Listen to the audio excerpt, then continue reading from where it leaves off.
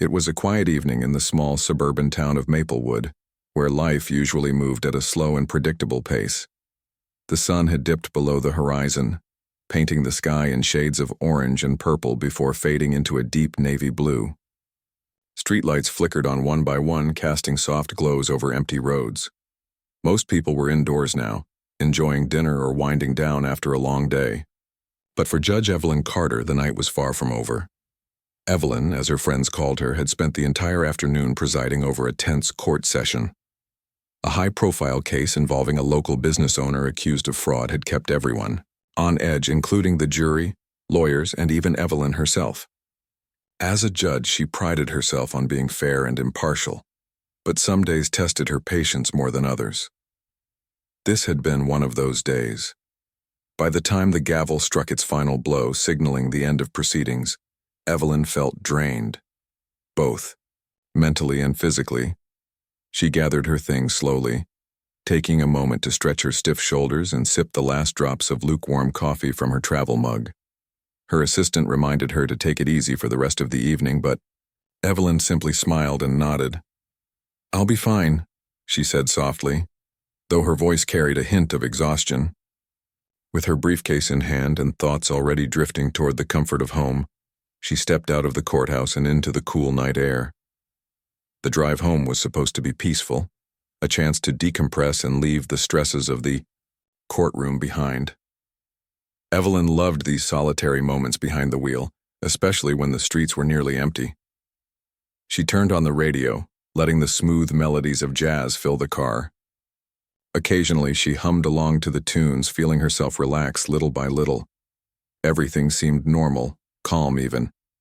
That is, until she approached the intersection of Maple Street and Fifth Avenue. There, in her rearview mirror, she noticed the unmistakable flash of red and blue lights. At first, she thought they belonged to another car further ahead, perhaps someone speeding or running a stop sign. But then she realized the lights were growing brighter and closer. Her heart sank slightly as she pulled her sedan to the curb, careful to signal and come to a complete stop. What could this be about? She wondered aloud, glancing at the speedometer to double-check her driving. She hadn't been speeding. She was sure of it. Her seatbelt was securely fastened, her headlights were on, and she'd followed every rule of the road. Still, she knew better than to argue with an officer during a traffic stop. Instead, she rolled down her window, placed her hands on the steering wheel, and waited patiently for the officer to approach. Moments later, a tall figure emerged from the patrol car parked behind hers. It was Officer Daniel Hughes, though Evelyn didn't know his name yet. His uniform was crisp, his boots polished, and his expression stern as he walked toward her vehicle. Something about his demeanor made her uneasy, though she couldn't quite put her finger on why. Perhaps it was the way he lingered near her door without speaking right away, studying her face with an intensity that felt invasive rather than professional. "Good evening, ma'am," he finally said, his tone clipped and formal. "Do you know why I pulled you over?" Evelyn shook her head gently, keeping her voice calm and measured. "No, sir, I don't. Is there something wrong?" Officer Hughes crossed his arms, leaning slightly into the open window. "You were swerving across lanes back there. Care to explain yourself?" "Swerving?" Evelyn blinked in surprise, replaying the last few minutes in her mind. She had stayed firmly within her lane the entire time. There was no swerving, no reckless behavior, just a steady, cautious drive home. "I'm sorry, officer," she replied politely, "but I don't believe I was swerving. I've been driving very carefully." Her explanation didn't seem to satisfy him. If anything, it seemed to irritate him further. His jaw tightened, and his eyes narrowed as he studied her again. "License and registration, please," he demanded, his tone sharper this time. Without hesitation, Evelyn reached for her purse, pulling out her driver's license and handing it to him, along with the car's registration papers. As he examined them under the glow of his flashlight, she decided to introduce herself, hoping it might ease the tension. "Just so you know, I'm Judge Evelyn Carter. I work at the courthouse downtown." Instead of acknowledging her role or showing any deference, Officer Hughes let out a low chuckle that sent chills down her spine. "A judge, huh?" he muttered, his tone dripping with sarcasm. "Guess judges think they're above the law, too." His words stung, not just because they were disrespectful, but because they hinted at something deeper, an underlying prejudice that Evelyn had encountered before but never expected to face in such a direct and hostile manner. She tried to remain composed, reminding herself that reacting emotionally would only make things worse. "I assure you, I respect the law as much as anyone else," she said firmly, meeting his gaze despite the discomfort bubbling inside her. But Officer Hughes wasn't listening. He began peppering her with questions, each one more accusatory than the last. "Why are you driving so late at night anyway? Shouldn't someone like you have a chauffeur or something?" His smirk widened as he leaned closer, his breath hot against her cheek. "Or maybe you're trying to avoid attention, keep a low profile?" Evelyn's grip tightened on the steering wheel, her knuckles turning white. "Someone like you." The implication was clear, and it cut deeper than any insult ever had. For years she had worked tirelessly to rise through the ranks of the legal system, earning respect and admiration from colleagues and citizens alike. Yet here she was, reduced to a stereotype, a target for someone who couldn't see past the color of her skin. Despite the rising anger in her chest, Evelyn forced herself to stay calm. "Sir, I've answered your questions honestly. I haven't done anything wrong. May I ask what evidence you have to support this claim of reckless driving?" Her question seemed to catch Officer Hughes off guard, if only for a second. Then his expression hardened, and he straightened up, towering over her once again. "Step out of the vehicle," he ordered, his voice cold and unyielding. For a brief moment, Evelyn considered arguing, pointing out the lack of probable cause or demanding to speak to a superior. But she knew how quickly situations like this could escalate, especially for someone like her. So with a deep breath, she unbuckled her seatbelt and opened the car door, stepping onto the pavement with as much dignity as she could muster. As she stood there under the harsh glare of the streetlights, surrounded by the eerie silence of the deserted intersection, Evelyn realized this wasn't just about a traffic stop anymore. It was about power, bias, and the systemic issues that plagued institutions meant to serve and protect. And though fear gnawed at the edges of her resolve, she vowed silently that this wouldn't be the end of the story. It would be the beginning of something bigger. As Judge Evelyn Carter stood outside her car, the cool night air wrapping around her like an invisible shroud, she felt a strange mix of emotions swirling inside her chest. Fear was there, yes, but it was accompanied by something else: anger. Not the kind of blind rage that clouds judgment, but a simmering frustration born out of years of navigating subtle and not-so-subtle biases. She had always known that being a black woman in a position of authority came with challenges, but nothing could have prepared her for this moment. Officer Daniel Hughes wasted no time escalating the situation. Without offering any explanation or evidence to justify his earlier accusations, he barked another command: "Hands on the hood of your car." His tone left no room for negotiation, and Evelyn complied, placing her palms flat against the cold metal surface. The sensation sent a chill through her fingertips, but it wasn't just the temperature that made her tremble. It was the weight of what was happening. Behind her, Officer Hughes fumbled with his handcuffs, the metallic clinking sound cutting through the stillness of the night. Each click echoed in Evelyn's ears like a countdown to something inevitable yet surreal. As the cold steel encircled her wrists, binding them tightly together, she fought back tears, not of weakness, but of disbelief. How had things spiraled so quickly? One moment she was driving home after a long day at work. The next she was standing on the side of the road, humiliated and restrained for no apparent reason. "You know," Officer Hughes said, his voice laced with mockery as he secured the cuffs, "judges are supposed to follow the law too. Guess you forgot that part, huh?" He chuckled under his breath, clearly enjoying the power dynamic he had created. To him, this might have been just another routine stop, a chance to assert authority over someone who couldn't fight back. But to Evelyn, it was a violation of everything she believed in: fairness, justice, and equality. Her mind raced as she tried to process what was happening. Should she argue, demand answers, or remain silent and avoid provoking him further?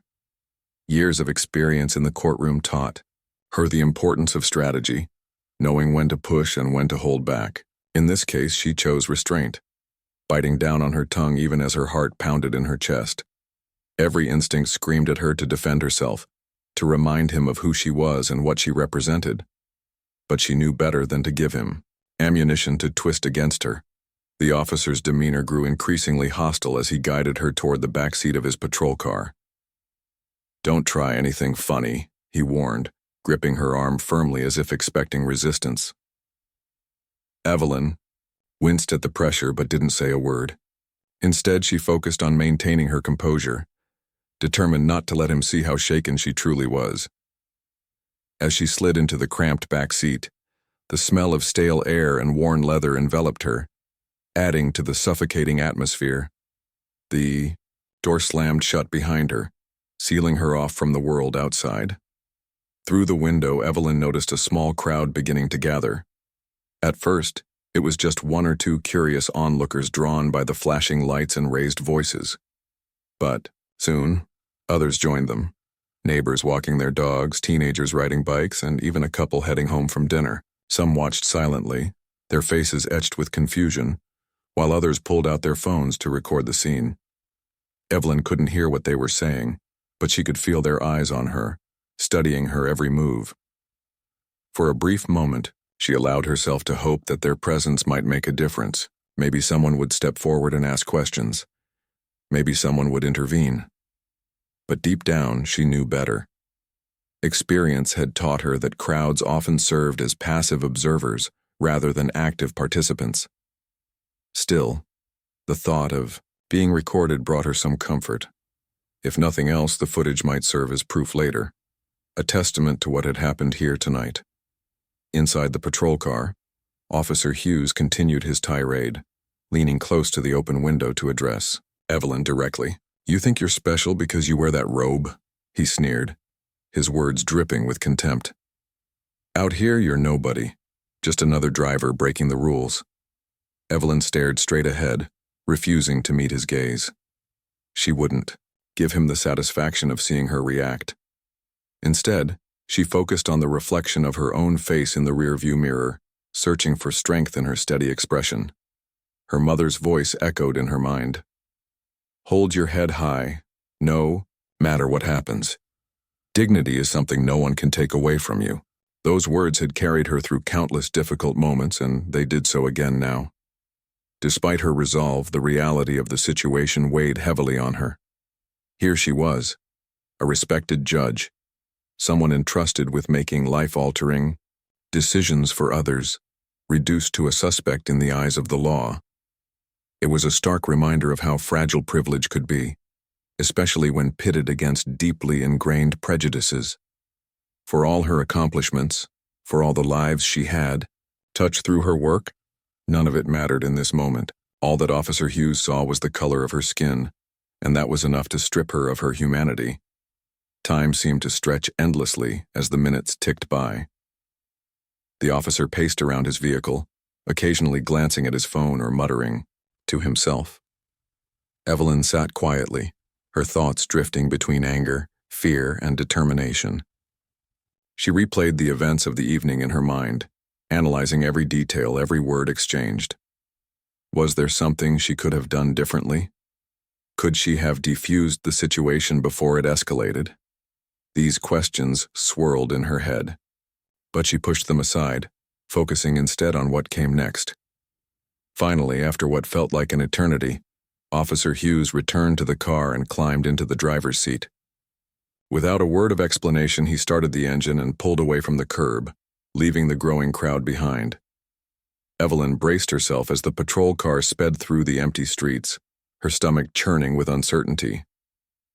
Where was he? Taking her? What would happen once they arrived? She had no answers, only a growing sense of dread. As the city lights blurred past her window, Evelyn closed her eyes and took a deep breath, trying to steady her racing thoughts. This wasn't just about her anymore.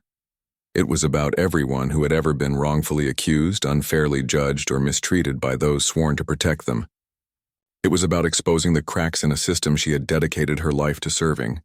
And though the road ahead promised to be long and difficult, Evelyn vowed to see it through, to fight not just for herself, but for the countless others who deserved better. For now she remained silent, biding her time and gathering her strength.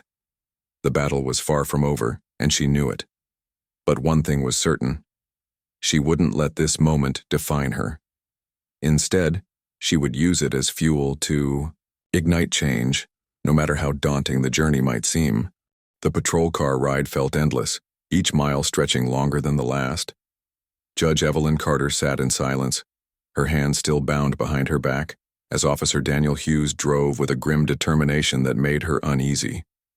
The streets of Maplewood passed by in a blur, familiar yet distant, like scenes from a dream she couldn't quite grasp. Her mind raced, trying to piece together what might happen next.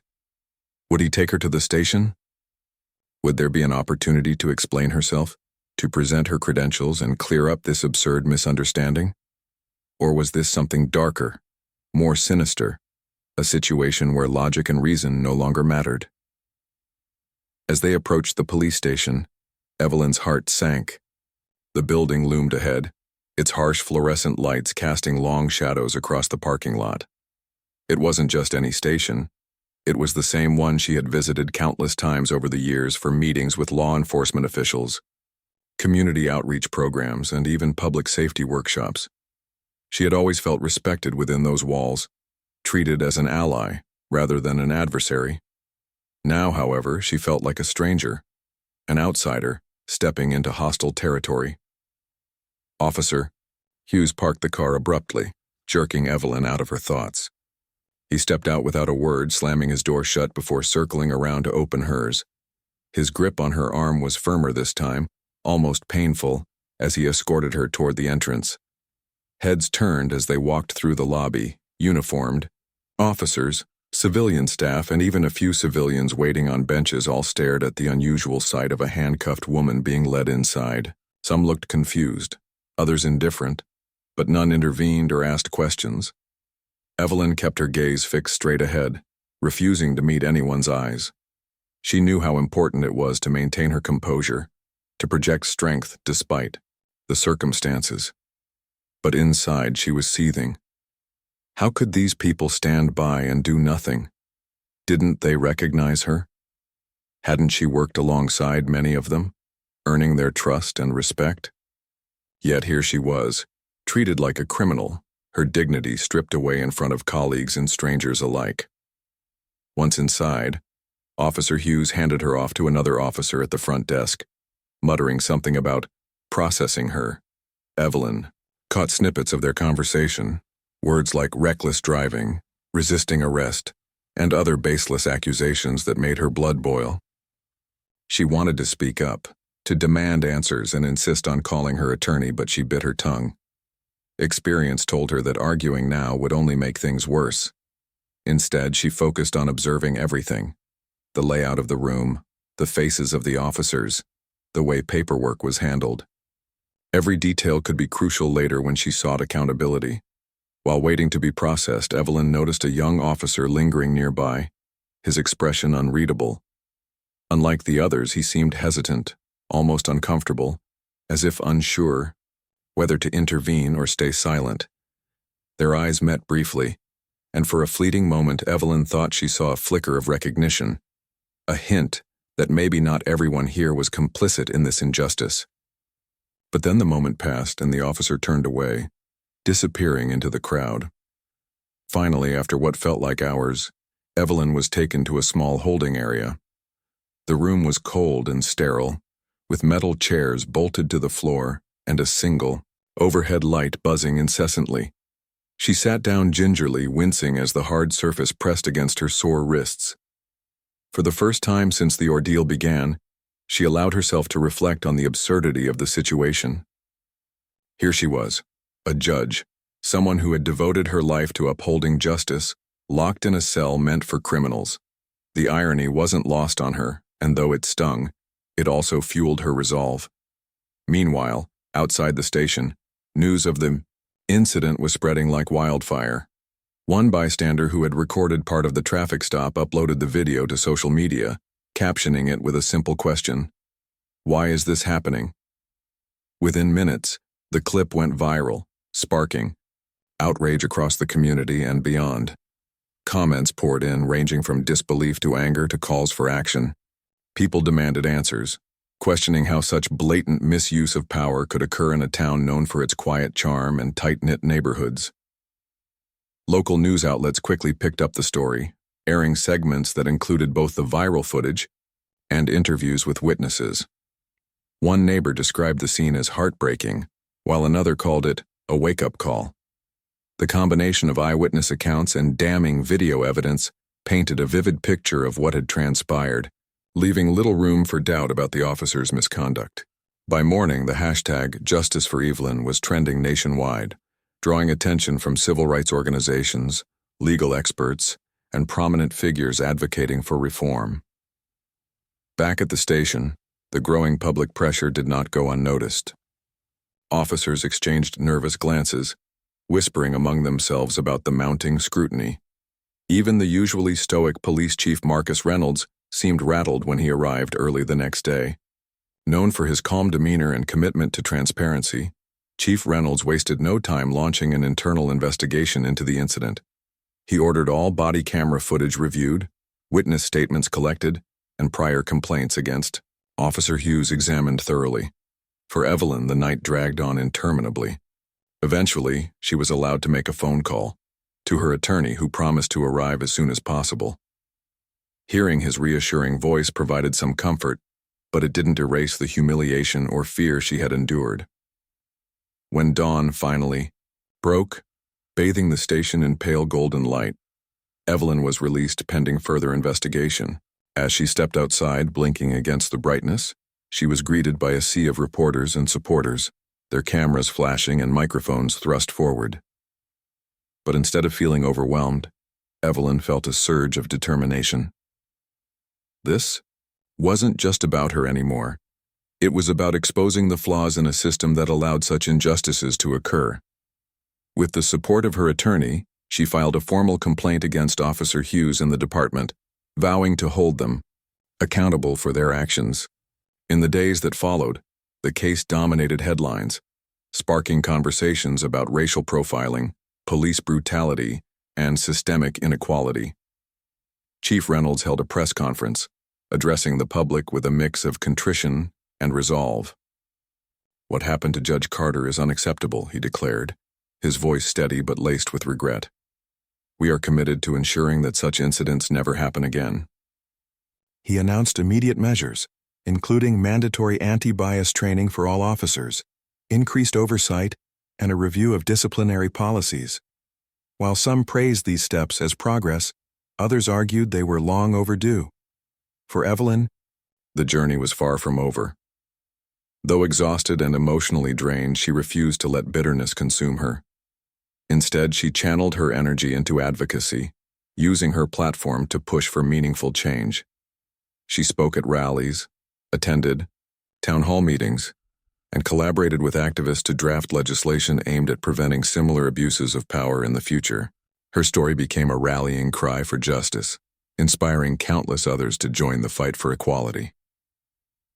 As the weeks passed, Evelyn found solace in the outpouring of support she received, not just from friends and family, but from strangers who shared their own stories of discrimination and resilience.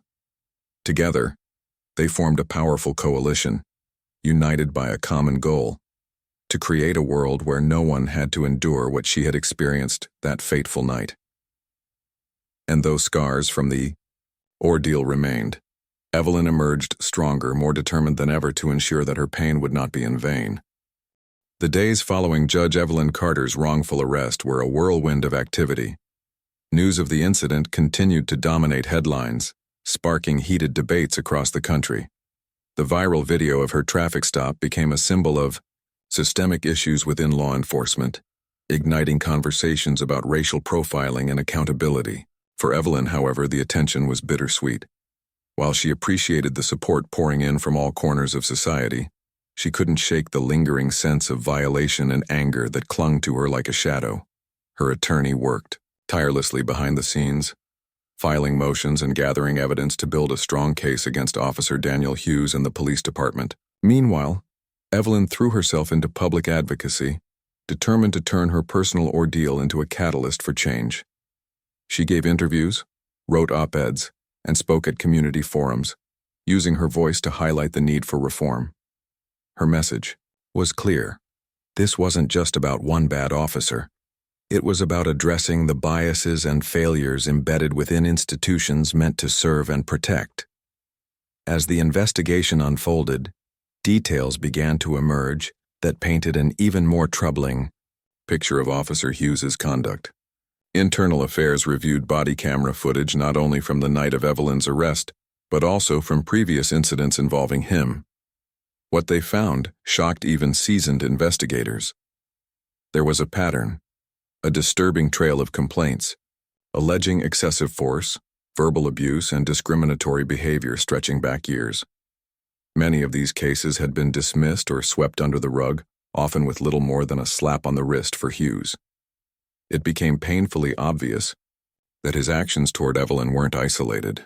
They were part of a larger problem that had gone unchecked for far too long. The revelations sent shockwaves through Maplewood, forcing residents to confront uncomfortable truths about their town and its police force. Community meetings were packed, with concerned citizens demanding answers.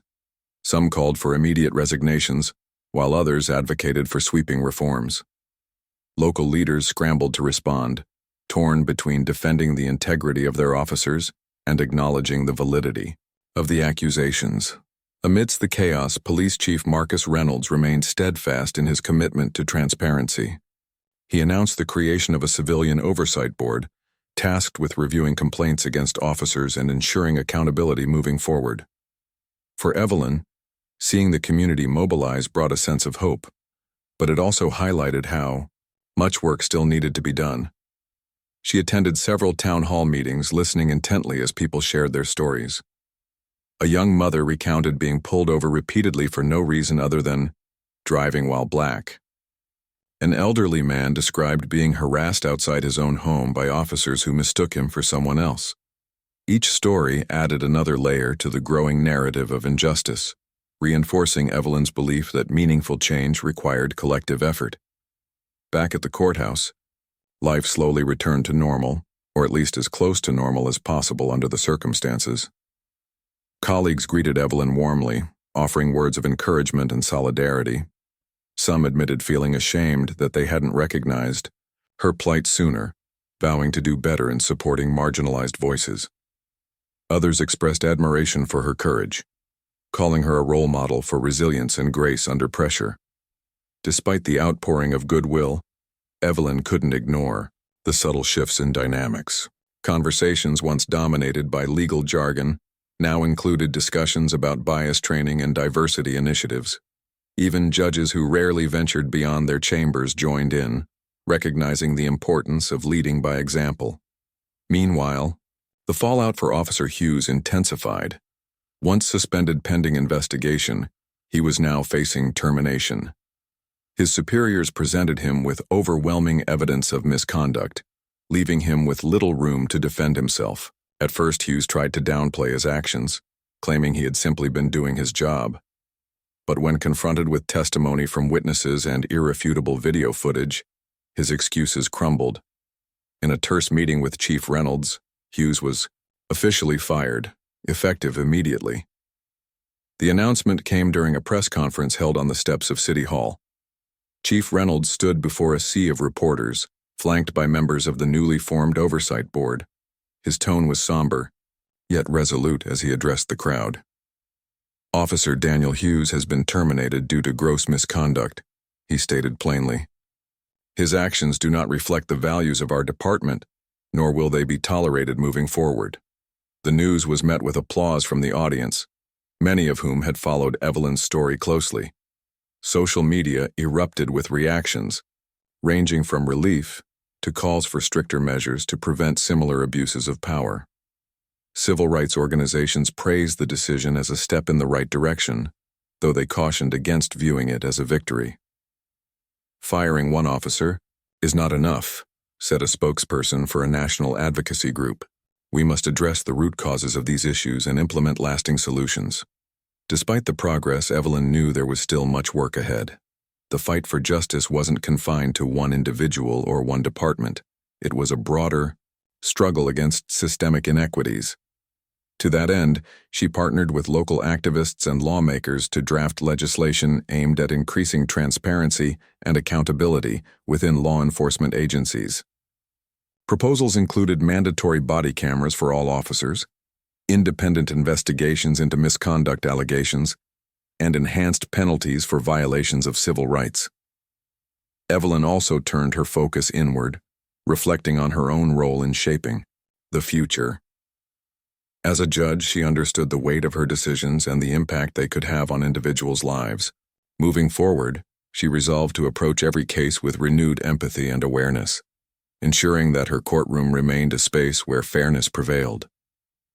She began mentoring young lawyers, particularly those from underrepresented backgrounds, encouraging them to pursue careers in law and advocacy. Change starts with us, she told them during one such session. We have the power to shape the system, but only if we're willing to challenge it.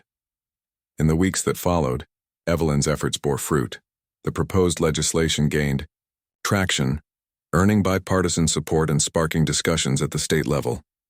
Schools invited her to speak about resilience and perseverance, framing her experience as both a cautionary tale and a beacon of hope. Locally, businesses and organizations pledged to adopt anti-bias training programs, signaling a collective commitment to fostering inclusivity. Yet through it all, Evelyn never lost sight of why she had chosen this path in the first place. This wasn't about vengeance or retribution. It was about creating a world where everyone, regardless of race or background, could feel safe and respected. Every speech, every meeting, every late-night strategy session reminded her of that mission. And though the scars from her ordeal remained, she carried them as badges of honor, symbols of survival and strength. As autumn settled over Maplewood, painting the trees in hues of red and gold, Evelyn stood on the courthouse steps gazing out at the bustling square below. People hurried past, wrapped in scarves and sipping hot drinks, oblivious to the quiet revolution unfolding around them. Change, she realized, wasn't always loud or dramatic. Sometimes it crept in quietly, taking root in hearts and minds until it blossomed into something transformative.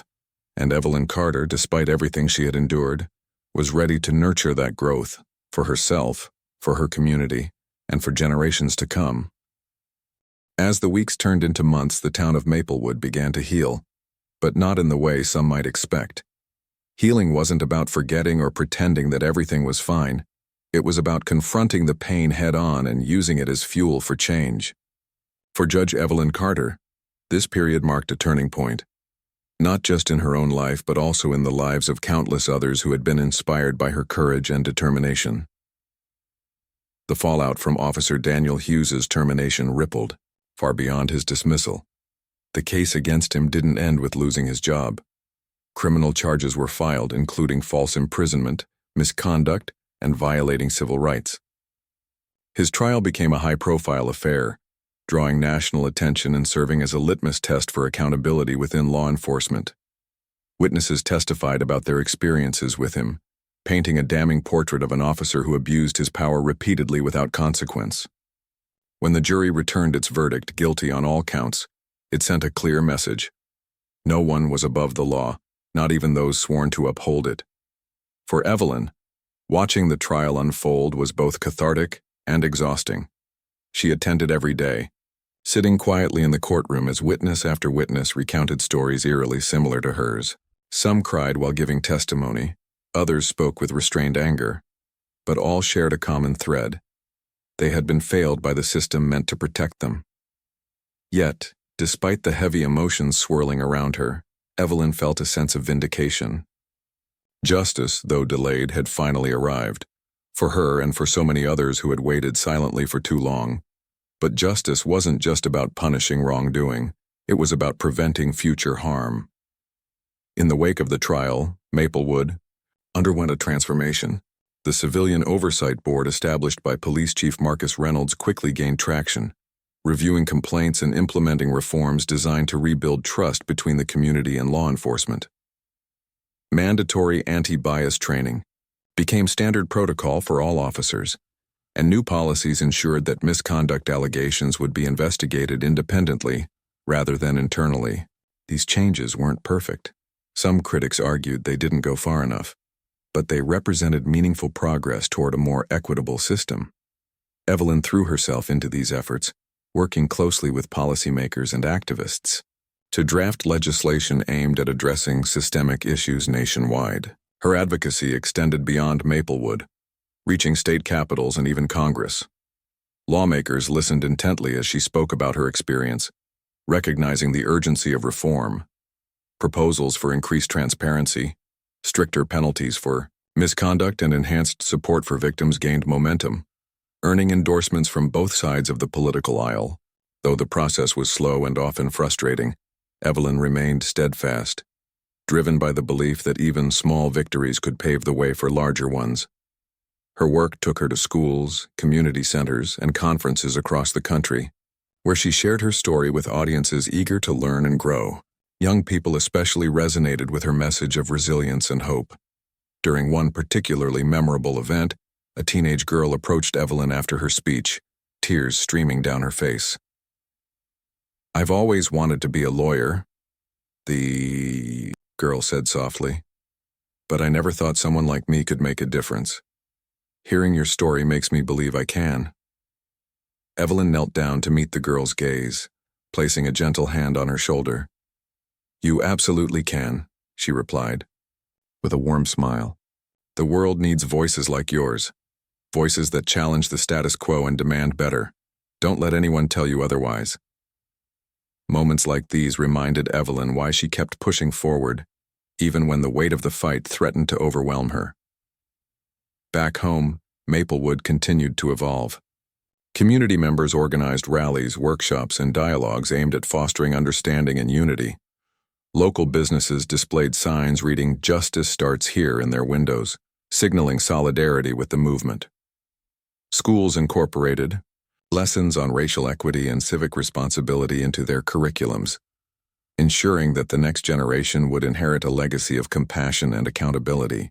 Even the police department embraced change, hosting open forums where residents could voice concerns and suggest improvements. Slowly but surely, the walls of mistrust began to crumble, replaced by bridges built on mutual respect and collaboration. For Evelyn, the journey was deeply personal. While the public saw her as a symbol of resilience, she privately grappled with the emotional toll of her ordeal. There were nights when sleep eluded her, haunted by memories of standing handcuffed on the side of the road, feeling powerless and unseen. On those nights, she leaned on her support system, family, friends, colleagues, and mentors, who reminded her that vulnerability wasn't weakness, it was strength. They encouraged her to seek therapy, journal her thoughts, and take time for self-care. Gradually, she learned to forgive herself for moments of doubt and fear, realizing that healing wasn't linear. One evening, as autumn gave way to winter, Evelyn found herself walking through Maplewood Park, her favorite spot for reflection. The air was crisp, carrying the faint scent of pine, and golden leaves crunched underfoot. She paused by the small pond at the center of the park, watching as sunlight danced across its surface. It struck her then how much had changed since that fateful night months ago, and yet how much remained the same. The town still faced challenges, and the fight for justice was far from over. But there was hope now, a glimmer of light breaking through the darkness. That realization filled her with gratitude, not just for the progress made, but for the people who had stood by her side every step of the way. From strangers who recorded videos to colleagues who amplified her voice, each person had played a role in creating something greater than themselves. And Evelyn knew she wasn't alone anymore. She was part of a collective effort, a movement fueled by love, courage, and an unshakable belief in the possibility of a better tomorrow. As she walked back home, the sun setting behind her, Evelyn allowed herself a rare moment of peace. The scars of her experience would always remain, etched into her memory like lines in a book. But instead of viewing them as marks of suffering, she chose to see them as chapters of growth, proof that even in the darkest moments, light could find its way through. When she reached her front porch, she paused to look out at the quiet street bathed in twilight. Somewhere in the distance, children laughed as they played tag, their joy echoing through the crisp air. A neighbor waved from across the way, offering a friendly smile. For the first time in what felt like forever, Evelyn felt a deep sense of belonging, not because the world had become perfect, but because it had become kinder, braver, and more determined to do better. And so, Judge Evelyn Carter stepped inside, ready to face whatever lay ahead. The road to true justice was long and winding, but she walked it with purpose, knowing that every step mattered. After all, change wasn't something that happened overnight. It was a mosaic created piece by piece, moment by moment, until the bigger picture emerged. And in that picture, Evelyn saw a brighter future, not just for herself, but for everyone who dared to dream of a world where fairness prevailed and dignity was never compromised.